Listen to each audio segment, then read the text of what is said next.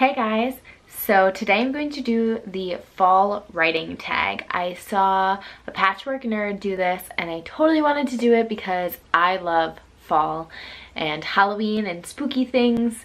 I live in New England. If you've never been to New England in the States, it's beautiful here.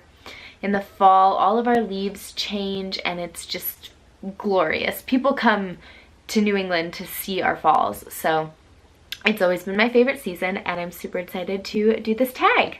This is future Carson interrupting because I totally forgot to tell you who created this tag because it's late and my mind's not working. But it is Alexandra Roslyn or Roslyn, and I will leave her channel linked down below. Thank you so much for making this super fun tag. Question number 1 is crunching leaves. What sound do I like to listen to while I'm writing? I listen to all different kinds of music when I write. Occasionally I do listen to instrumental music, but generally I listen to music with words. I don't know why it doesn't bother me, but it really doesn't. I will link a video down below where I talk about the music that I listen to, and in that video, in the description of that video, I have linked some of my favorite songs from different artists. But I listen to Florence The Machine, Greta Van Fleet, the Lumineers, the piano guys I listen to when I want instrumental music, and a couple others. If you guys want, I'll just leave some of those down below in the description and you can go check them out if you want some recommendations for writing music. But I listen to all of them at various different times depending on what's going on in Valor and what mood I'm in. So yeah, that's kind of what I listen to. I don't really do the whole ambient noise thing, but I think I might start because everybody always talks about that Gryffindor common room thing, and I looked it up and I kind of like it. I don't know that it would be loud enough to keep me completely in the zone, but I think I might try it. So we'll see how that goes. Question number 2 is hot bubbling cider. What is my favorite thing to eat or drink while writing? I'm gonna confess something to you guys right here. I am a sugar fiend. I love all things sweet. Candy, I just adore it. It's so bad for you. It's such a bad habit. But generally, I always have Smarties in my dorm room all the time. I eat them constantly. So I love to eat anything sweet like that. Generally, I'm just drinking water. If I'm gonna drink something other than water, I'll have like lemonade or iced tea. I don't really drink soda or coffee or things like that. So yeah, I'm kind of boring with that. But candy, I always reward myself with candy. It's my #1 favorite thing in the whole world. Number 3 is bonfires, your perfect night. Name your perfect writing conditions or your perfect writing night. My perfect writing conditions would probably just be really quiet and just a little bit too cold, because I like to be in like sweatpants and a sweatshirt and a blanket all kind of bundled up like a little baby burrito, and just my fingers are moving to type on my keyboard. That's my perfect temperature right there. Generally I like to write at night, so dark with twinkle lights instead of actual lights. I love thunderstorms, or if it's snowing, which now we're getting into winter, so I'm so excited for the snow, to be able to see the snow from my window through the streetlights. That's my perfect writing night right there. It just inspires me to create and make something new. So question number 4 is pumpkin spice latte, something I used to like but now don't. I don't even know what my answer would be for this one. Yeah, I have no idea. Something I used to like, but now I don't. I guess if we're gonna talk about writing, a lot of my past writing I did in first person, and I totally don't write in first person anymore.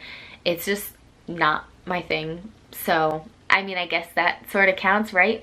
I write in third person omniscient for Valor, and for any kind of like short story writing exercises I do, that's what I feel most comfortable in. First person is kind of alien to me now, but when I was younger, everything had to be in first person. I have no idea why.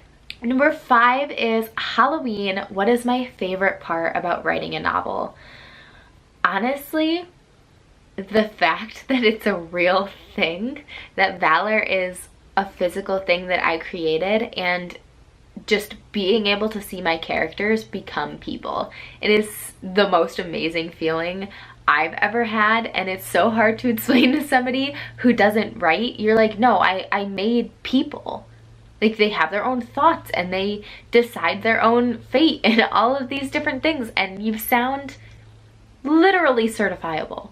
But you do. Once you've written a novel, you made people. All of the people in there are your creation. And I just think that's so amazing. Question number 6 is monsters and goblins. What scares me most about writing or drafting a novel? I think what scared me most while I was writing and drafting Valor was that I wasn't doing it right.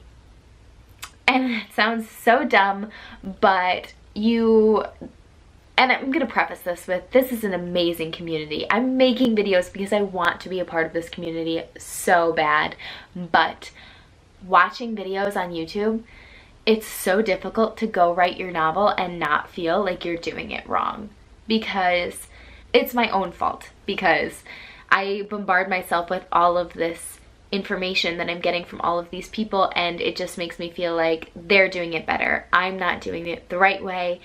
There is no right way to write a novel. I'm not gonna screw it up because it'll be fine. And if I screw it up, it's the first draft. Psh, who cares? I can fix it, right? But I just remember writing Valor and being overwhelmed by this sense of just imminent failure. Like, why was I writing it? It was gonna suck, and I don't think that anymore, so that's a good thing. Question number 7 is, hey ride, bumpy ride, what do you do to get over writer's block or get inspired? I love to watch movies and watch TV shows, so sometimes I will turn to that and just really watch somebody else's dream, you know, come to fruition, because that's something that snaps me out of writer's block really fast. Obviously, reading a book is the same thing, and I totally think that everybody should be reading, but it's not always as easy to finish a book as it is to finish a movie or an episode of a TV show. I also think that it's just a really, really good thing when you're completely stuck in your novel to get up and get your body moving. So take a walk, or I do this thing that I call kitchen dancing, which really just means putting on music and looking like a crazy person. And I call it kitchen dancing because pancakes are my favorite breakfast food, and I make pancakes almost every Wednesday. And when I make pancakes, I put on throwback 50s and 60s music and like shake my finger in the kitchen while I'm flipping pancakes. So get up, put on your favorite music, and literally dance like a crazy person until you feel better. Because generally the problem with writer's block is just that you're feeling not good. It's not that you don't have any ideas, and it's not that you don't know the solution to the problem right now, but it's just that you've been stuck in whatever area you can't figure out that's making you have writer's block for so long that you can't possibly see a way of getting out of it. So I always found that taking a walk or doing a little bit of weird dancing always makes me feel better and more motivated to fix the problem, or honestly, get rid of the problem. Number 8 is haunted house, world building. What tips do I have for world building or creating the perfect world?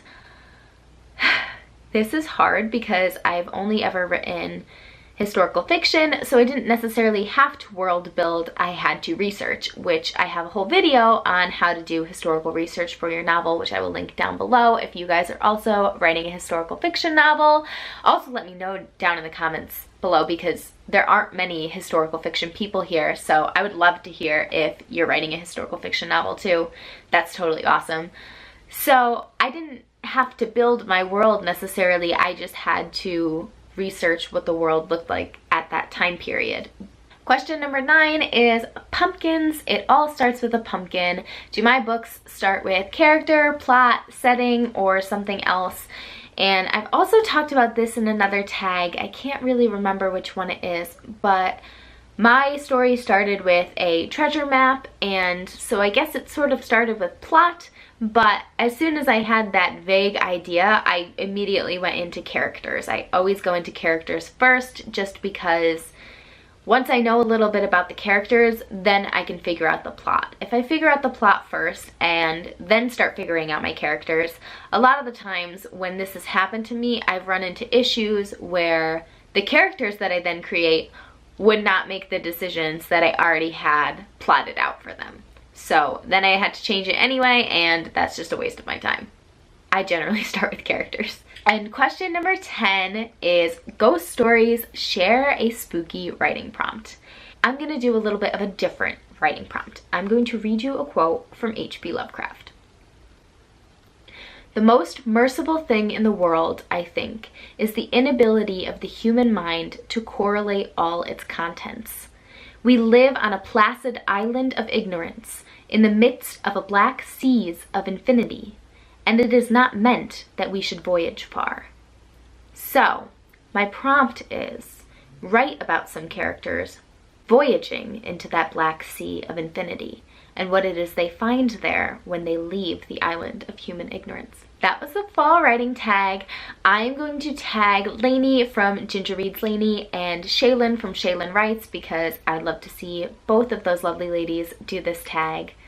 And I will see you guys next week with some more writerly videos. If you liked this video, please subscribe. I make writing and reading related videos every Monday, Wednesday, and Friday. And leave in the comments down below what's your favorite part about the fall season, because I love everything. And I'll see you guys on Monday.